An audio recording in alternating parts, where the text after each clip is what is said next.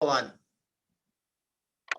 All right, so we are here on the Off the Rails Project live, here with the man, the myth, the motherfucking legend, my man, my friend, my mentor, Mr. Randal Scandal. How are you out there in Key West? We're doing just audio then today, right? We're not doing visual. We're doing video too. We're recording both, man. Or at least I don't see no video here, but whatever you say. So I'm with you, man. It's there, man. Well, hopefully it says. Okay, so you can see me then. I can see you just fine. Well, then I can't see you, and that's kind of good. You know, what do you want to talk about today? Well, I wanted to talk to you about, like our audience knows that you came from Key West, from bumblefuck Louisiana. Well, I didn't come from Key West. I live here now. I'm a runaway from New Orleans, man. When you were in New Orleans. Yes, sir.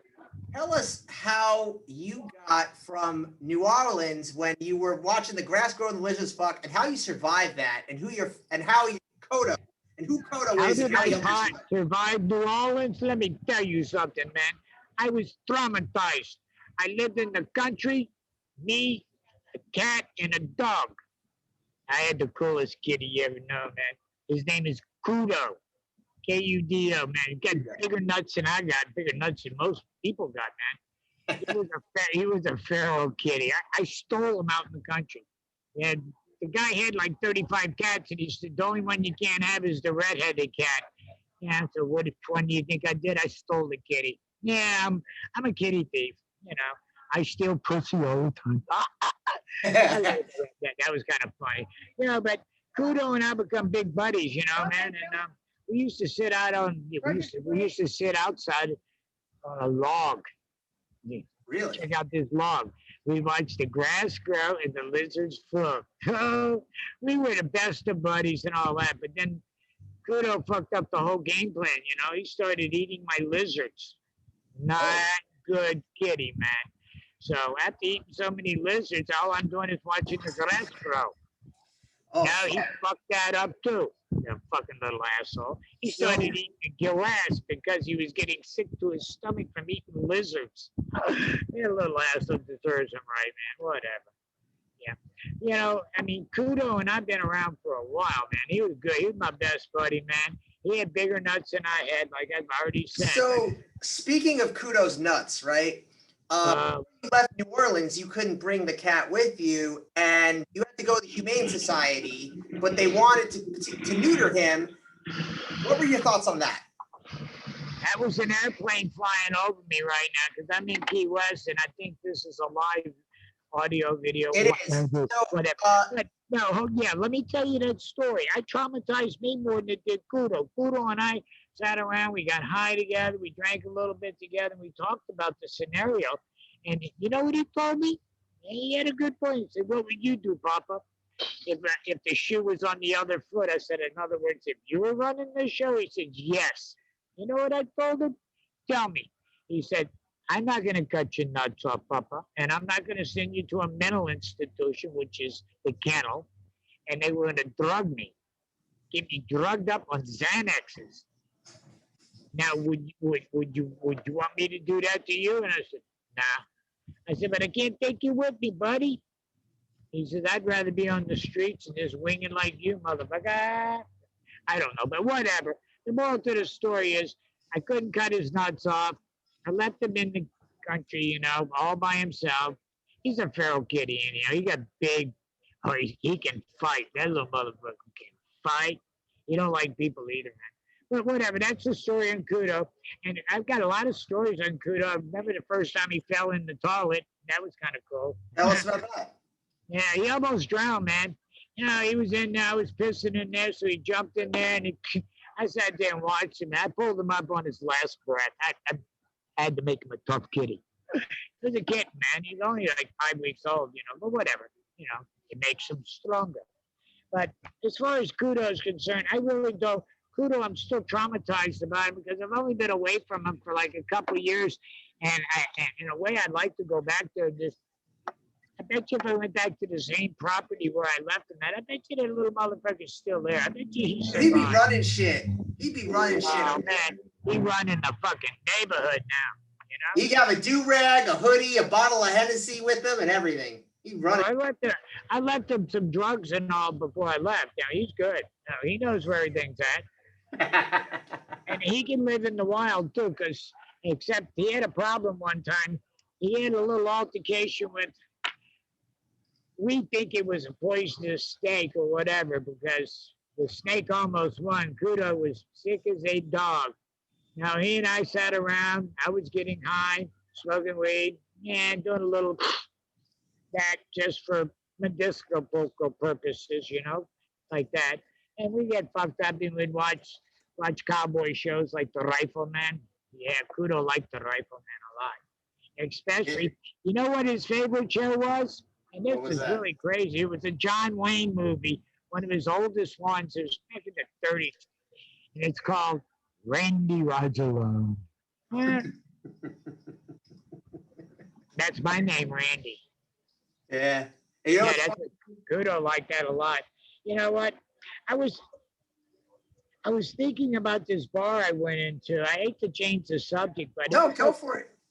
No, there's this bar I used to go into in Port St. Lucie, and it was called the Grog House. And you know what? I was having a meeting one day with my boss man. Well, not my boss man. The guy was trying to work a deal with the owner of the place. Well, whatever. I walk into the bar, and there's these. It's 9 o'clock in the morning. It's a staff meeting. You got 5 of the sweat hogs. Well, I'll tell you what a sweat hog is. Anyhow, down the road, whatever. I don't know the story. Whatever. There were 5 of them sitting across from the bar, and this little cutie pie little girl comes in the front door, and she says, "Mister, can you tell me where the ladies' room is?" Well, I looked across the bar. I looked at the 5 sweat hogs, and I said, "Sweetheart, there is no ladies' room here. Tramps, sluts, whores, cunts, and Okeechobee sweat hogs." I said, "If you want the ladies' room, you got to go next door to the diner." Well, that's not a very smart thing to say in front of 5 Okeechobee sweat hogs. They'll tear you to shreds. You got to realize these are women that are as big and round as they are tall. Yeah, you can think about that in your mind. As big and round as they are tall. Okeechobee sweat hogs, they're genetically bred around the lake called Lake Okeechobee. So when is their mating season? When is their mating season? Mating season, yeah, they kind of do it. They kind of do it during the cold months, you know, because they kind of like hibernate, you know. But there are no cold months in Florida, so they kind of probably, I think they breed year round, man. They're kind of like mosquitoes, you know. Yeah, you just can't kill them, motherfuckers, you know. I know the aliens were pretty smart when they did this, you know. So wait, that's a little water, having a little shot of whiskey. Oh, by the way, that same bar, I gotta tell you this story. The same bar I went into about 2 weeks after that. I'm sitting there having a cocktail, and then there's 2 Okeechobee sweat hogs. These are different ones. They're sitting across the bar from me. And they kind of looked over me and snarled. They got this kind of like a snarl, you know, like a mean pit bull that's ready to bite you. You know, they share their teeth. They bite too. They're not nice. They looked at me and they pointed down toward their cooters. You know what a cooter is. They pointed down toward their cooters and said, "You couldn't handle none of this."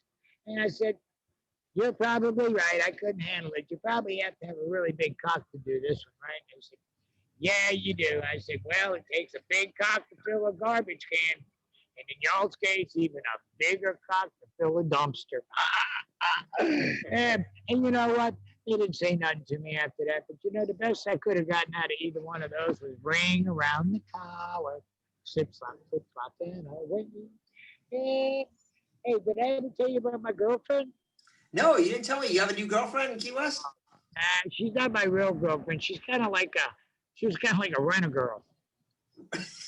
No, she had magic between her legs, man. Nothing personal. We don't want to be racist or talk down on the female species, but she had a cooter. Oh, her little cooter. Well, I don't know how little it was. I've never seen it. I mean, she only weighs like 420 pounds, you know. She's a squirter. What? A 400-pound woman that's a squirter? She actually weighs 435 pounds. But when she takes a shit, she weighs 420. She drops a 10 traps a 15-pound turd when she dumps. I mean, that's my girl, man. That's my baby. How do you wash her off? Looking off of my other girl because this girlfriend here, you know what she can do? You know what her forte in life is? What does she do? She can suck a cock, eat a chicken wing at the same time, and sing you a ballad. And you know what? Not even miss a beat, no teeth marks, and no nothing. But you know what the best thing about all this is? What's that? You get a little grease with your cocktail. So. What if it's spicy sauce though? With the hot No, I don't like it when she does too much of the spicy stuff because sometimes that can give you a little burning sensation. But you know, a little burn for the burn. But you might mistake that for chlamydia. You know what her forte in life is? She's a squirter. So Really? she will pry open those things, and then she'd say, "You ready?" And I said, "You ready?" She's, "I can do it anytime." She can hit a gnat off a bull's ass at 50 yards, right between the eyes. I mean, a puncher, boom. You know what? You know what the funniest thing is? It's kind of like Annie Oakley with a pistol. Annie Oakley was a good shot too, but my squirter, I mean, you better wear some body armor. It's like you can get hit by one of those. It's like getting hit by a paintball gun. You ever been hit by a paintball gun? Yes, I have. Yes, I have. In fact, my friend who's going to be on the next podcast, my friend and you know what?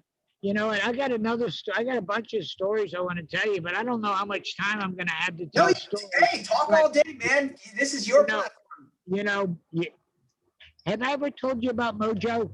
No. You tell me about him where he is. We're just like, no, I called you one time. Remember when I called you and I said, Dave, I can't find my Mojo? And you said, well, if it's stuck up your ass, you'd know where it was. I wasn't happy about that. So I looked all over the place. I found Mojo. No. You were right about that. I should have paid attention because that's where I found him. He was stuck up my ass in between two cars and a book. Wait, how did two cars and a book fit up your ass? Yeah, long story short, the two cars and a book were things that made Donda to stick up my ass, but there's something good that comes out of bad every time. You know what I found? I found my toothbrush. Yeah, man. Yeah, I just used it a few minutes. I didn't even rinse it off, man. It looked pretty clean, you know. But that's it for today. So I'm gonna go back and finish my cocktail, and I'll call you back in about an hour. Okay, sounds good. I'll see you on the Zoom. Same time, same place, same channel. You mean we're doing other people? We're talking to people? We are. In fact, you're going to be on the internet. So you give me a call later, and I'll talk to you. Bye. All right, you got it, my man. Bye-bye. Bye. Bye. Bye. Bye. Bye.